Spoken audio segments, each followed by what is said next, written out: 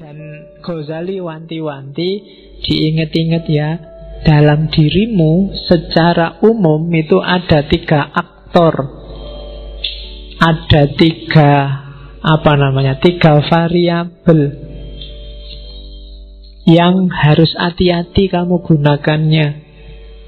Begitu salah dosis, hidupmu kacau. Yang pertama adalah unsur hewan, kehewanan. Yang kedua unsur setan. Dan yang ketiga unsur malaikat. 3-tiganya penting. Kamu butuh unsur hewan. Kalau kamu nggak punya unsur hewan, gawat. Kamu nggak punya ambisi, nggak punya cita-cita, kamu akan jadi orang yang pasif, nggak kreatif. Mungkin kamu bisa nggak punya anak kalau nggak punya unsur kehewanan. Karena, wah saya nafsu kayak gitu, nggak lah pak, malah gawat. Harus punya yang itu. Cuma dosisnya dan caranya diatur. Jangan sembarangan. Nah, kalau sembarangan jadi hewan beneran. Jadi bukan lagi manusia yang punya unsur kehewanan, tapi hewan yang punya unsur kemanusiaan. Walik. Jadi harus ada. Setan juga begitu. Belajarlah dari setan apa? Kecerdikannya. Setan itu pinter, cerdik. Gak gampang loh bisa bohongi orang, ngerayu orang, diplomasi. Itu perlu belajar dari setan. Ya kan? Lu kalau gak cerdas luar biasa, gak bisa jadi setan. Kamu bisa mengerayu orang, orangnya punya akal. Manusia kan dikasih bekal akal. Dan itu setan ditantang untuk menaklukkan. Dan sering sukses. Ya kan? Loh, setan itu kan sering sukses. Kadang-kadang setannya belum ngapa-ngapain itu sudah sukses. Setannya ya geleng-geleng kepala, dan menungso belum diapa-apain wis manut. Oke. Dan malaikat, jangan salah, dalam dirimu ada malaikat. Potensi untuk pasrah, tunduk total 100% pada Allah tanpa bantah. Karakter-karakter baik 100%. Cuma malaikat yang murni, tidak ada hewannya, tidak ada setannya. Ya. Jadi tidak manusiawi. Jadi manusia itu mix antara 3-tiganya. Jadi bukan 3-tiganya dibuang atau dipilih yang mana, tapi kontrollah 3-tiganya sesuai dengan dosisnya masing-masing. Kalian harus ngerti dosisnya, ngerti takarannya. Jangan berlebihan. Katanya Ghazali, untuk bisa ngerti takarannya, yang ngontrol harus akal. Kenapa harus akal? Gambarannya kayak kota, katanya Ghazali. Jadi jiwa kita itu adalah kota besar. Rajanya beda sama Farabi kemarin. Rajanya bukan akal, tapi hati. Kolab. Jadi katanya Ghazali, enggak, akal itu bukan rajanya. Akal itu tunduk pada kolab. Suka dan tidak suka, kecenderungan batinmu. Jadi Ghazali melihat manusia itu disetir oleh kecenderungannya. Akal, dalil, argumen, pikiran itu datang belakangan mendukung kecenderungan hatinya. Maka bereskan dulu hatimu. Karena hati itu rajanya. Bukan kayak di Farabi kemarin, akal rajanya. Jadi kamu itu ikut partai apa dulu, baru kamu cari dalil kenapa partaimu itu bagus.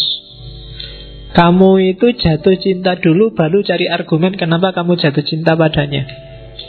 Kamu suka dulu baru nyari alasan kenapa kamu suka. Atau tidak suka dulu baru nyari alasan kenapa kamu tidak suka. Jadi rajanya adalah hati. Maka kan banyak pengajian-pengajian manajemen kolbu. Nah, itu bahas raja. Ya besok kita bikin tandingannya manajemen akal. Ya. Jadi tugasnya akal apa? Akal panglima perang. Hati itu tugasnya ngasih nasihat, berfatwa. Sementara pekerjanya, panglimanya di lapangan itu akal. Prajuritnya itu syahwat dan amarah. Jadi dua-duanya ya, yang satu wali kotanya, yang amarah itu polisinya kalau katanya Ghazali. Jadi dalam diri kita itu isinya polisi yang marah-marah, kemudian wali kota yang penuh ambisi, dan panglima yang punya kekuatan ngatur, serta raja yang mengendalikan. Begitu rajanya nggak beres, maka panglimanya juga disuruh ngatur untuk ke arah yang tidak beres. Syahwat akan jadi penguatnya, karena dari situ muncul ambisi hasrat. Kemudian kekuatan amarah jadi pendorongnya. Jadi hati-hati, makanya hati harus lembut, baru yang lain ikut lembut. Kalau hati kasar, akalmu juga akan mengarah pada kasar, syahwatmu juga dikontrol oleh kekasaran, dan amarahmu akan semakin menyala. Jadi maka katanya Ghazali, amankan kota jiwamu. Pertama-tama bereskan hatimu, kemudian perintahkan panglima untuk mengendalikan wali kota dan polisi. Kalau enggak, ya alamat kotamu kacau balau. Jangan sampai nanti nafsunya memberontak mengalahkan hati, dan akhirnya nafsunya yang jadi raja.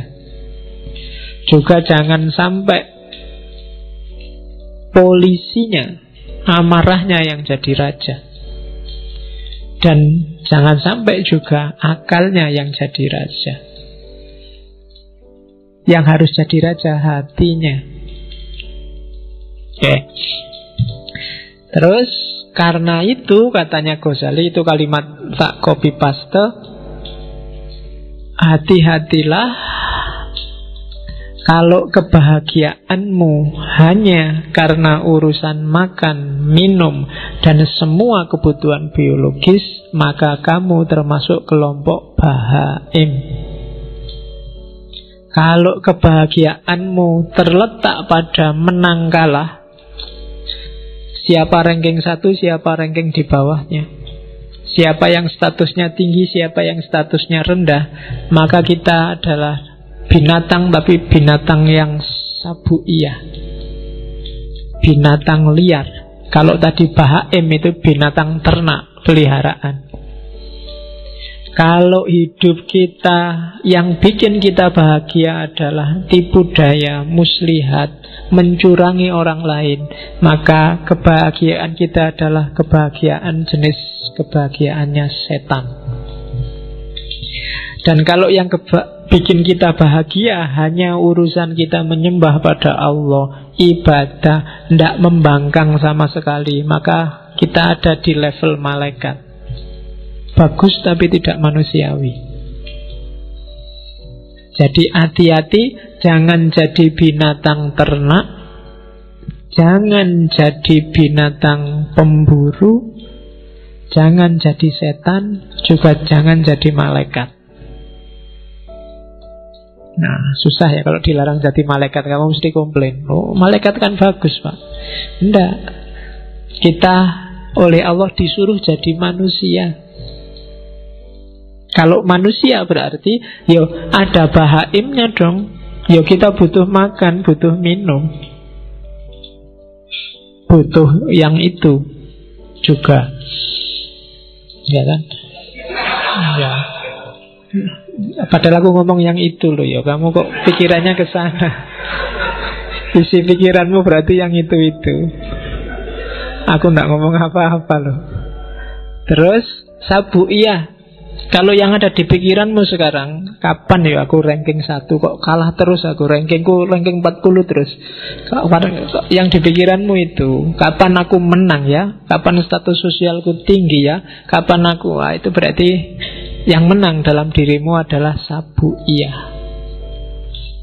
Kalau yang ada di pikiranmu urusan muslihat, trik-trik gimana caranya aku bisa sukses, gimana caranya aku bisa kaya, trik-trik kayak gitu, maka kita ada di levelnya setan.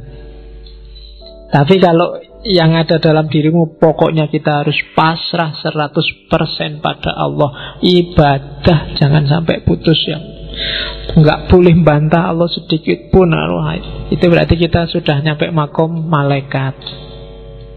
Dunia sudah tak tinggal, pokoknya aku hanya Allah saja. Ya enggak apa-apa, itu berarti makomnya malaikat. Cuma kalau malaikat tidak ada bahaimnya, kamu puasa terus, kamu sholat terus, tanpa makan, tanpa ngopeni hidup dunia juga tidak manusiawi. Tidak ada sabu'iyahnya. Kamu nggak punya hasrat, nggak punya ambisi, nggak punya cita-cita, kamu juga tidak manusiawi, tidak akan bisa menjalankan perintahnya Allah untuk jadi khalifah di muka bumi. Kalau kamu tidak kayak setan, tidak cerdas, tidak kreatif, ya kan? Licik itu bagus untuk hal yang baik. Setan itu kan untuk hal yang jelek. Licik itu kan berarti mikir, nyari celah yang orang lain nggak melihat. Oh, itu untuk hal-hal yang bagus. Kamu namanya kreatif. Gitu. Ya kayak Hasan bin Sabah tadi kan, Hasasin kan, dia nggak bunuh kan, itu kan pinter. Karena jahat maka namanya licik. Tinggal naruh pisau di bantalnya musuhnya, sudah selesai. Nggak perlu harus ngebom lah, nggak perlu bom bunuh diri lah, nggak perlu capek-capek. Naruh aja kalau ada mobil Jokowi lewat, kamu taruh pisau di kursinya Jokowi, itu selesai. Kalau kamu nggak ditangkap ajudannya loh. Jadi coba hati-hati, dikontrol lagi apa yang bikin kamu bahagia. Kalau yang bikin kamu bahagia luar biasa adalah ketika kamu ranking 1 dan semua temenmu kalah, maka ada sabu'iyah yang dominan dalam dirimu. Kalau yang bikin kamu seneng pokoknya punya uang banyak, terus saya bisa makan enak, terus bisa kawin, bisa itu, berarti yang dominan dalam dirimu adalah bahaim. Kalau yang ada di kepalamu hanya gimana caranya saya mengabdi 100% pada Allah, gimana caranya meninggalkan dunia yang tidak penting, maka kamu ada di level malaikat.